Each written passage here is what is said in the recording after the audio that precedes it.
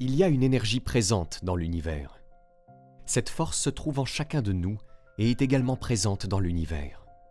Vous êtes connecté à cette énergie d'une manière souvent perçue comme étant distante de nous, car elle est invisible et appartient au monde que nous appelons l'esprit, un monde immatériel.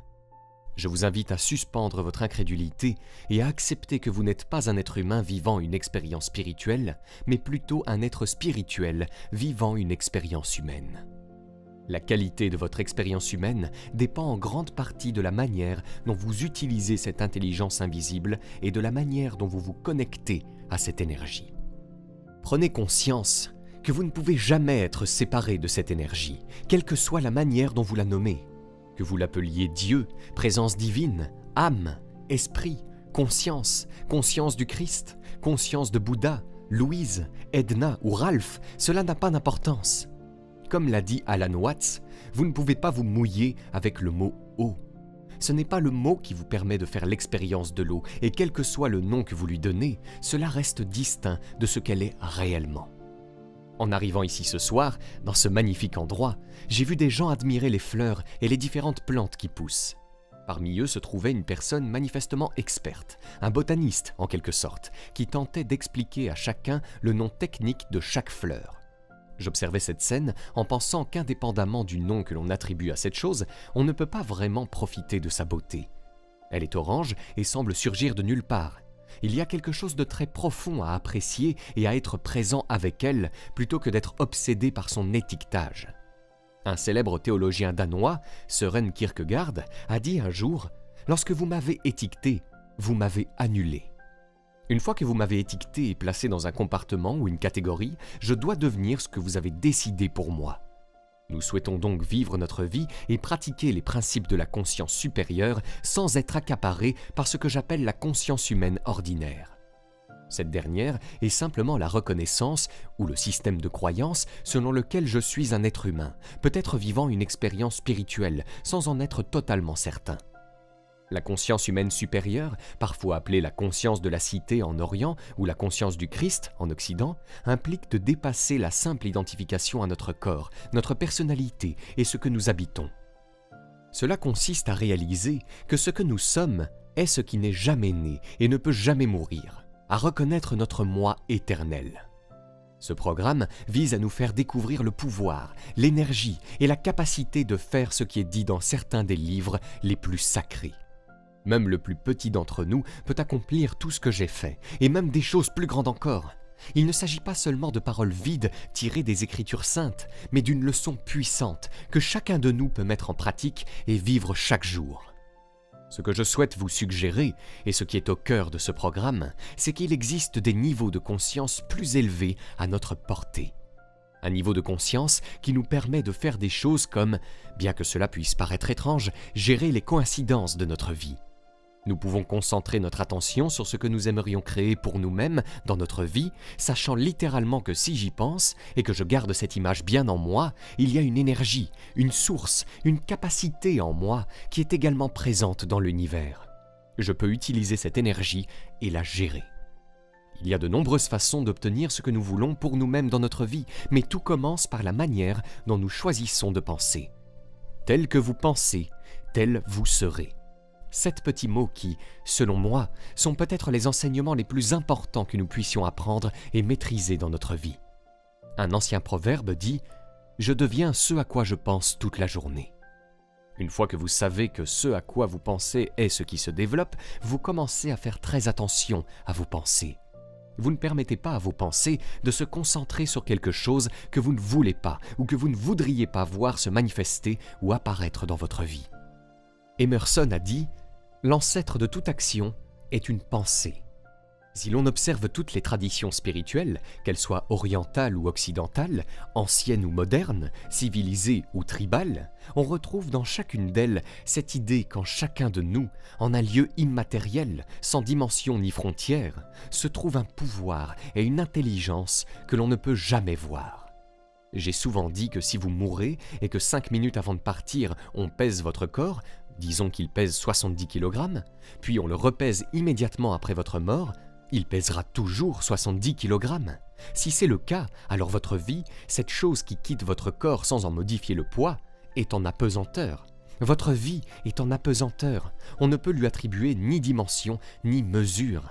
Ce que vous êtes, c'est cette vie, et cette vie n'est pas dans la dimension matérielle. Prenons l'exemple de bouger mon doigt. Il me suffit d'avoir une pensée, et la pensée dit « Je pense que je vais bouger mon doigt », et je le fais. Vous pourriez dire que ce n'est pas si important, mais en réalité, c'est très important, car quelque chose d'invisible ici permet de dire « Je vais bouger mon doigt ».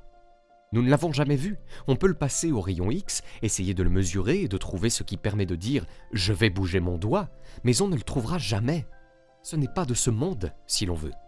Ainsi, on peut mener toutes les études scientifiques possibles et essayer de trouver le centre de commandement en nous qui nous permet d'avoir une pensée comme « je pense que je vais bouger mon doigt ». Cependant, aucun ordinateur, scientifique ou technologie, ne pourra jamais nous permettre d'aller à l'intérieur et de dire « voilà le commandant dans le centre de commandement ». On ne peut pas le trouver. Ce commandant dans le centre de commandement, cette apesanteur, est la partie de nous-mêmes à laquelle nous ne prêtons pas suffisamment attention. Ce que j'aimerais suggérer ce soir, c'est qu'une fois que vous commencez à prendre conscience du pouvoir de la pensée, et si vous regardez autour de vous, tout ce que vous voyez a commencé par une pensée. Nous devenons ce à quoi nous pensons, et c'est probablement l'un des principes les plus importants pour apprendre à manifester. Mais à mon avis, pour penser à cette idée d'obtenir ce que vous voulez vraiment et d'être capable de l'attirer dans votre vie, nous devons examiner les obstacles que nous nous sommes imposés. Vous remarquerez que je dis que nous nous sommes imposés ces obstacles, car je n'ai jamais cru que nous devions rejeter la responsabilité sur quelqu'un d'autre. Si vous êtes conditionné, c'est parce que vous vous êtes autorisé à l'être. Et si nous sommes conditionnés, si nous nous sommes conditionnés à croire certaines choses, l'une des choses auxquelles nous croyons, auxquelles nous nous accrochons et avec lesquelles nous vivons, c'est cette idée que tout ce qui m'est arrivé dans le passé m'empêche de faire ce que j'aimerais faire aujourd'hui. Nous nous accrochons donc à ces choses et nous nous remplissons de reproches. Vous dites « Je suis l'enfant du milieu, je suis le plus jeune, je suis l'aîné, je suis fils unique ». Chacun de ces arguments est une excellente excuse. Par exemple, si vous êtes le plus jeune enfant, vous pouvez dire « Comment pourrais-je prendre des décisions pour moi-même et être une personne pleinement fonctionnelle aujourd'hui alors que j'ai toujours eu quelqu'un d'autre qui me disait ce qu'il fallait faire toute ma vie? Comment ai-je pu penser par moi-même » Si vous êtes l'aîné des enfants, vous pouvez simplement vous dire « Comment pourrais-je être censé penser par moi-même? J'ai toujours dû penser pour quelqu'un d'autre. Je l'ai toujours fait pour quelqu'un d'autre. » Puis il y a l'enfant du milieu, la classique crise d'identité. « Oh, pauvre de moi, ma mère ne connaissait même pas mon nom. Elle m'appelle toujours par le nom d'un tel ou d'un tel, alors je ne sais pas où est ma place. » Enfin, l'enfant unique, bien sûr, doit vivre avec le fait que ses parents lui ont dit « On ne refera plus ça. » Ainsi, tout le monde, avec son ordre de naissance, ou avec sa mère qui préférait sa sœur, ou avec le fait que nous avions assez ou pas assez, que nous vivions dans le nord ou dans le sud, que nous soyons trop grands, trop petits, avec trop ou pas assez de cheveux, qu'ils tombent ou non, peu importe, nous avons tous ces excuses. J'appelle toutes ces choses auxquelles nous nous accrochons et que nous utilisons pour nous empêcher d'atteindre ces endroits plus élevés dans nos vies, le sillage. Je l'appelle le chemin, et le sillage vient d'une histoire que j'ai entendue Alan Watts raconter une fois, et c'était une histoire très puissante. Il a dit que votre vie est comme un bateau qui remonte la rivière à 40 nœuds, et que pendant qu'il avance, vous êtes en quelque sorte capable de vous tenir métaphoriquement sur la poupe, à l'arrière du bateau, et de regarder vers le bas dans l'eau. Votre vie s'en va dans cette direction, vous vous tenez là, vous regardez dans l'eau et vous vous posez ces 3 questions. La première question, quel est le chemin? Qu'est-ce que c'est? Quelle est cette chose que vous voyez? Et la réponse, le sillage est la trace qui est laissée derrière. C'est ce que c'est, rien de plus, rien de moins. C'est la trace laissée derrière soi. Deuxième question à se poser dans cette petite métaphore, qu'est-ce qui fait avancer le bateau? Qu'est-ce qui fait que cette chose va dans cette direction? La réponse, l'énergie du moment présent générée par le moteur et rien d'autre. C'est la seule chose qui fait avancer le bateau dans cette direction. Et dans cette petite scène, cela signifie que ce sont les pensées du moment présent que j'ai et la façon dont je les utilise qui font que ma vie va dans cette direction et rien d'autre. Parce que la troisième question est la plus importante et la plus puissante que j'ai jamais entendue. J'y ai toujours pensé chaque fois que j'ai tendance à regarder en arrière et à blâmer quelque chose. Est-il possible que le sillage entraîne le bateau? En d'autres termes, une traînée laissée derrière peut-elle faire avancer un bateau dans telle ou telle direction? Et bien sûr, la réponse est non. Ce n'est pas possible, ce n'est qu'une traînée qui est laissée derrière, et dans cette traînée, il y a un nombre énorme de choses, et chacun d'entre nous a un sillage, et nous avons tout un tas de choses à l'intérieur. L'un des problèmes que nous rencontrons est que nous avons tendance à regarder le sillage et toutes les choses qu'il contient pour expliquer pourquoi ma vie ne fonctionne pas comme je le voudrais. Vous pouvez donc vous pencher sur les expériences de votre vie. Je regarde les expériences de ma vie et les expériences de ma vie. J'ai passé quelques années dans une série de foyers d'accueil. Les gens m'ont dit « Oh, vivre dans une famille d'accueil, ça a dû être terrible !» J'ai répondu « Non, ce n'était pas terrible du tout. Quand vous avez 6 ans, vous ne vous réveillez pas tous les jours en vous disant « Oh mon Dieu, je vis dans une famille d'accueil, n'est-ce pas affreux? Pauvre de moi! Pourquoi moi et personne d'autre ?» Vous ne faites pas ça, vous ne le faites pas avant d'avoir 40 ans. Et quand vous avez 40 ans, que votre vie ne fonctionne pas, que vous êtes en faillite, que vous êtes toxicomane, que vos relations s'effondrent, que votre famille vous quitte, et que vous vous dites « Pourquoi cela m'arrive-t-il ?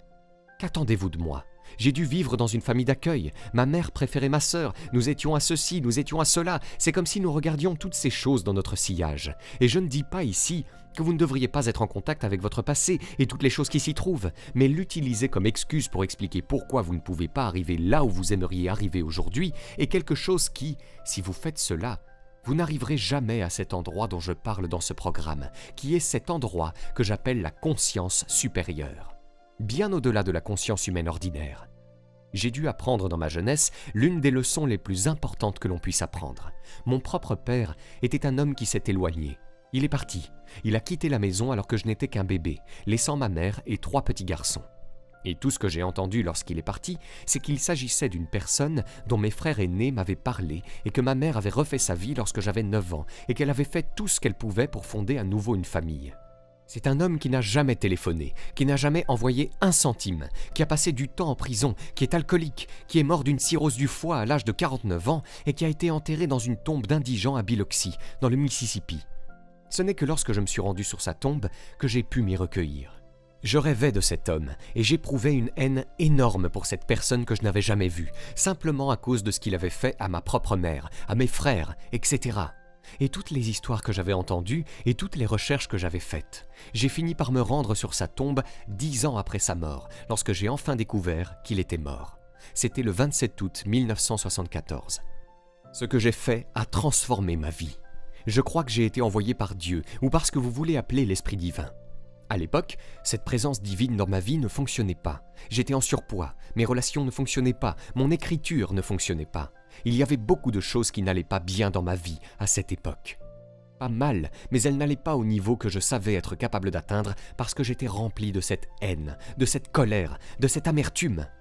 Alors ce que j'ai fait, c'est que je me suis tenu là, sur sa tombe, sur cette petite plaque dans le sol, et j'ai dit « À partir de maintenant, je t'envoie de l'amour. Je te pardonne. » Mark Twain a dit que le pardon est le parfum que la violette répand sur le talon qui l'a écrasé. Une fois que j'ai laissé tomber cette colère, cette haine et tout mon attachement aux liens que j'avais tissés avec ces blessures, que j'ai laissé tomber tout cela et que je l'ai éliminé de ma vie, j'ai commencé à écrire à un niveau beaucoup plus élevé. En fait, j'ai écrit Vos zones erronées très peu de temps après cela. J'ai commencé à me remettre en forme, à mieux manger, à faire de l'exercice, à garder mon poids.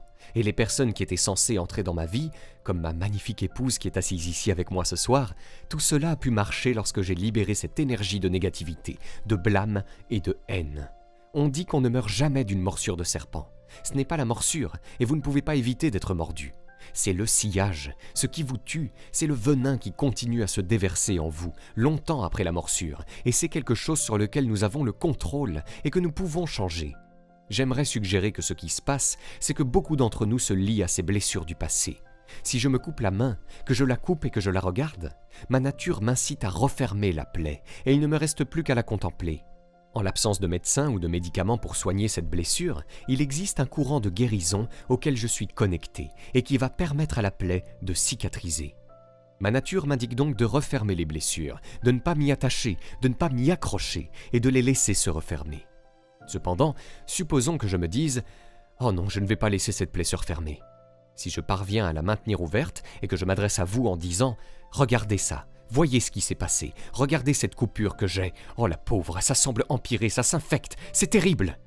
Si vous adoptez ce genre de mentalité alors que votre nature vous pousse à fermer la plaie, mais que vous la laissez ouverte, vous risquez bientôt de perdre votre main, puis votre bras, et finalement tout l'organisme pourrait être détruit. Si vous ne laissez pas votre nature prendre le dessus, elle vous invite également à refermer les blessures de votre passé. Refermez-les, car trop souvent, nous ignorons ce que notre nature nous dicte.